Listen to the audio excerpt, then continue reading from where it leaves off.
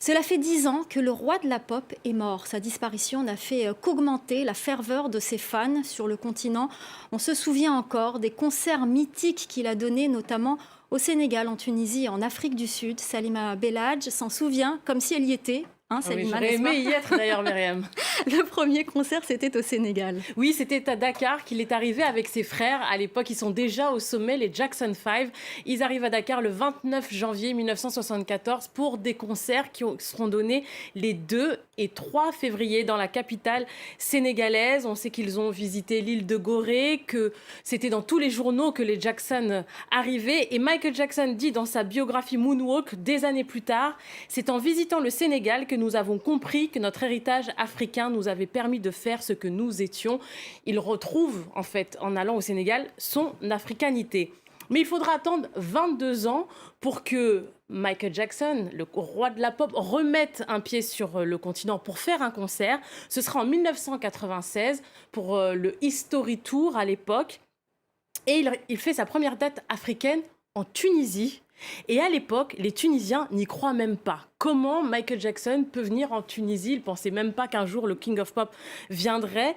70 000 places ont été vendues. On voit à l'image Naïm Belhadj qui, à l'époque, a séché les cours pour aller au stade El Manza, qu'on voit aussi à l'image. Naïm Belhadj, c'est pas un cousin, mais on partage la même passion. J'allais vous poser la question. Il avait séché les cours à l'époque pour pouvoir assister au concert. Ces images, on les doit à Lilia Blaise, notre correspondante à Tunisie, qui a aussi rencontré Obeid. Lui aussi, quand il a été au concert, il n'y croyait pas. Je vous propose de l'écouter. Moi, je ne dormais pas la nuit. Je tenais mon billet comme ça, je le regardais pendant toute la nuit.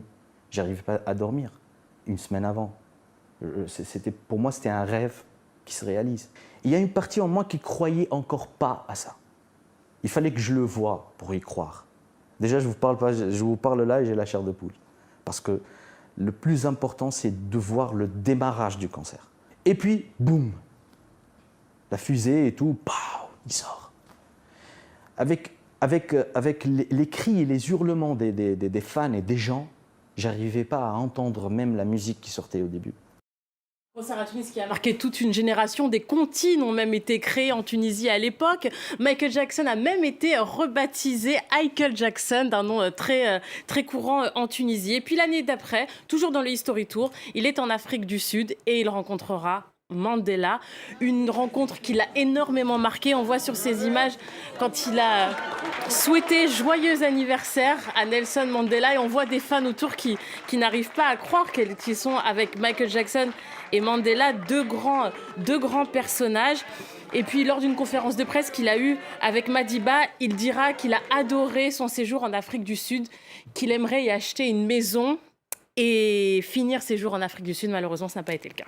Alors en Côte d'Ivoire, on a pleuré très fort le roi de la pop, mais pour d'autres raisons, Salima. Oui, à sa mort, le 25 juin 2009, on pleurait beaucoup au royaume de Swami, c'est au sud de la Côte d'Ivoire, parce que Michael Jackson a été fait prince de ce royaume. Il était passé dans le royaume, dans la capitale Krinjabo, en 1992. Et en fait, les sujets du royaume, et le roi lui aussi, voulaient que Michael Jackson soit enterré au royaume, en Côte d'Ivoire, comme le veut la tradition. Mais c'est finalement Los Angeles où repose le roi de la pop. Bon, vous n'y étiez pas, Salima, en Afrique, mais vous avez quand même assisté à un concert de Michael Jackson. J'ai assisté lors du History Tour à Nice et comme Obeid dans le sonore, j'ai encore des frissons quand j'y pense.